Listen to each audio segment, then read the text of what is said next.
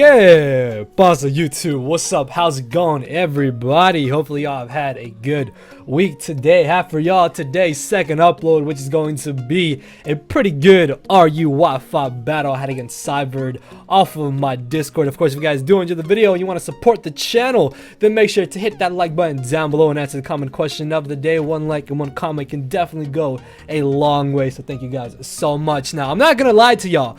RU is honestly, I think, the one tier that I know absolutely the least about. Like, I know more about OU than I know about RU, and that's never happened before. So yeah, RU is a tier that I wouldn't mind learning more, but it's just a tier that I wouldn't say it's not appealing to me, but it's not like the one tier I really just like am eager to play, if you get what I'm trying to say. So I'm using this pretty cool team that I actually did a showdown live with beforehand, where I learned my lesson that I'm not gonna run Scarf, Hustle, Durant. I'm actually gonna have Swam. So this team has Swam, Scarf, Durant, not Hustle, because I learned my lesson, damn it. I'm not ever running Hustle Durant ever again unless it's home clause. And going into this battle, the biggest threats I saw on my opponent's team were gonna be the dual dragons, because if I lose my Diancie, which one of his dragons beats my Diancie, then switching into them is going to be a huge pain. So he ended up leading off with Zydogo as I led off with my Quillfish.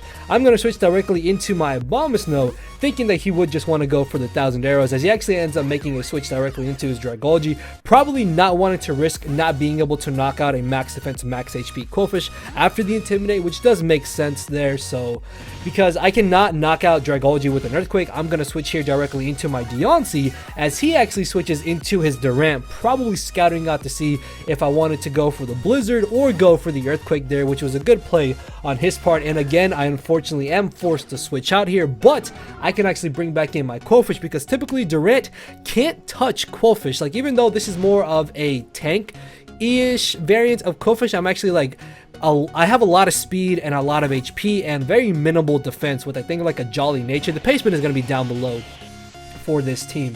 So I could have been able to live any one hit that Durant wanted to go for either way, and they don't typically carry Thunderfang, so I would have been able to easily live the Iron Head if he did want to go for it. And actually, it kind of sucks that he missed there, because that means I don't get off the extra chip damage from the Rocky helmet, so he's able to keep his Durant at a high amount of HP. As I end up getting up a layer of spikes, he's going to bring in his Dragolgi. As I switch into my Diancie, he does go for the Draco Meteor, and this is fine. I'm just going to take this opportunity to go ahead and get up my Stealth Rocks. I really don't mind if he does want to go for the Scald. Actually, I don't even know if Dragolgi runs Scald in RU. Either way, though, this is the best chance that I have to get up Stealth Rocks. So now I have a layer of spikes up, and I have my Stealth Rocks up, which is absolutely amazing. As he ends up making a hard switch here into the Milotic, I'm thinking, oh hey, I can bring in my Quillfish and just take Scalds for days and get up my last 2 layers of spikes, right? No, this dude has competitive Milotic. Now,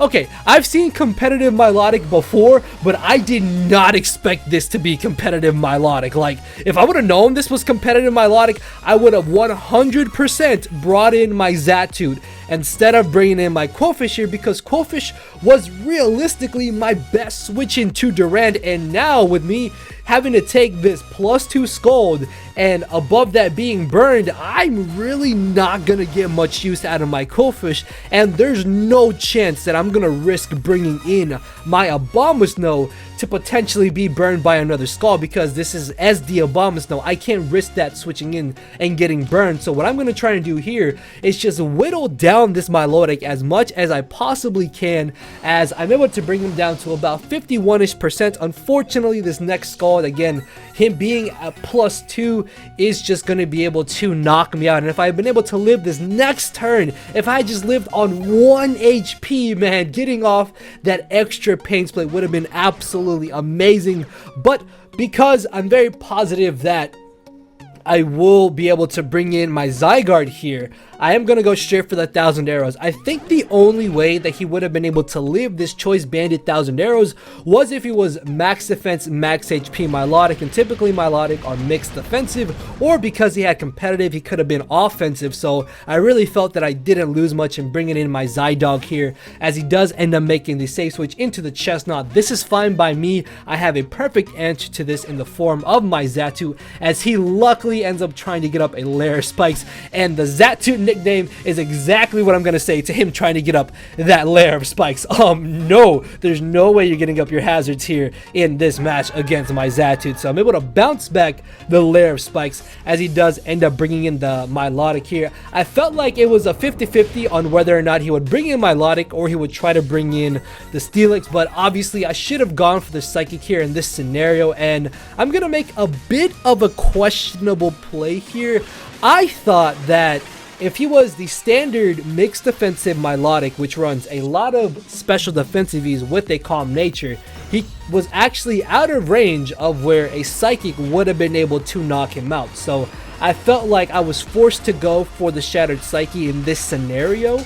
I guess in hindsight, I still could have just gone for the Psyche, but realistically, I'm not going for the Shattered Psyche against anything else. Like, Psychic still does good damage to the Dragolgi and to the Chestnut, so I'm really not too concerned about popping my Z move on this Milotic, because I'm able to guarantee the KO, and Milotic actually would have been a really big issue if it was able to recover back up to a high amount of HP. As he ends up bringing in his Zygarde here, I still have use for my Xatu because he does still have Chestnut and the Steelix, which Steelix can get up Stealth Rocks here, so I'm going to be able to bring in my Durant, and because I am Scarfed, I will be able to outspeed him here and hit and 2 KO him before he's able to knock me out. Now, unless he had got 2 absolutely high damage rolls there was no way that Outrage would have been able to finish me off. So down goes the Zygarde, and this is really good because now that is one less thing I have to worry about. However, though, he does get a free switch in here to his more than likely Mega Steelix, because typically any Steelix in RU is Mega Steelix, which is absurdly bulky, I might add. So I'm going to make the safe switch here directly back into my Xatu. I want to do everything to absolutely stop this Steelix from getting up his entry hazards, because I do not want any hazards on my side of the field. I would much rather have my 2 layers of spikes and my stealth rocks up on his side of the field without him having any entry hazards on my side of the field. So I'm going to take this chance just to go straight for the Heat Wave, just trying to get off some super effective damage, as he actually ends up switching directly into his Dragolgi here, and I do get a little bit lucky in getting this burn. I'm not too sure honestly how much this burn really affected how exactly he would have played it. Like, even if he okay, so let's say I didn't get the burn and he wanted to switch out here, Steelix switching into 2 layers of spikes and stealth rocks, taking psychic damage still would have really hurt him. So if he still left in the Dragolgi here, then I still would have been able to get off this psychic damage and keep him very low, to the point where even if he switched into the entry hazards, he wouldn't have been able to live any attack that he switched into that I would have gone for. So yeah, again, really don't think this burn mattered too much, as I can bring in my Diancie here. I've figured out that there is just some instances where I can't finish proper sentences and I just kind of mess up, so I apologize to you guys. But I can just bring in Diancie here and just claim a KO essentially, as he ends up bringing in Durant, and then he's gonna make a really odd double switch here. I honestly, like, I'm trying to think about it, but I asked him and he said that he wasn't too sure why he made this double switch as well. I mean, if anything, he should have just left in Durant to knock out my own Durant, which I tried to switch in for Death Fodder.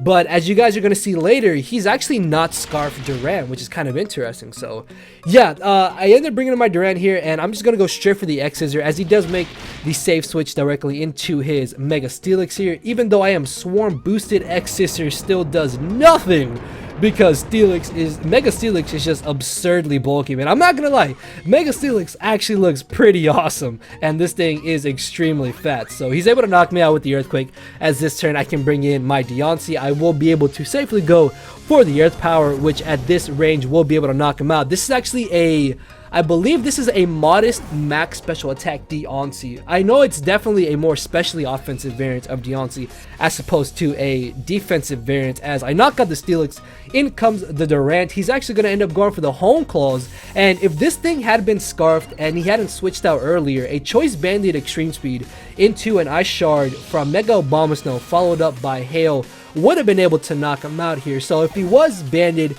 or if he was scarfed, sorry, he would have been able to knock me out with the Iron Head, and then that would have allowed me to bring in my Zygarde to then knock him out with the extreme speed and win with that. But because he went for the home claws, I was able to knock him out, as in comes the Chestnut. Turns out that Diancie is really thick because Beyonce is also really thick, you feel me? And I'm going to be able to live this Wood Hammer, and the Chestnut actually ends up knocking himself out to the recall, and that is going to be the victory in my favor. So yeah, that was honestly just a really fun, good battle in my opinion. Again, RU is just the main tier I don't know much about, and it's a tier that I definitely do want to learn more about. So hopefully you guys did enjoy the battle. Hit that like button down below. Your support is of course always greatly appreciated. Make sure to answer the comment question of the day because I love your faces so much. And with that being said, I will see you all tomorrow on Saturday with 2 more uploads. So thank you all for watching, guys, and later everybody. Actually, I want to call you guys something. Like, I've been trying to think of a name to call you guys, and eventually it will come. There's going to be a lot of changes coming by like January or February definitely of next year, so just be on the lookout for that if you may have missed the little update video I uploaded. But yeah, just rambling at this point. Love you all, and I'll see y'all tomorrow. So later everybody. No matter where you're at, I'm not here to make friends, it's time to attack and deplete your HP with a final smash. Don't make me turn around and pull a 6-foot hacks. 6 foot hacks, yeah. 6 foot hacks, yeah. 6 foot hacks.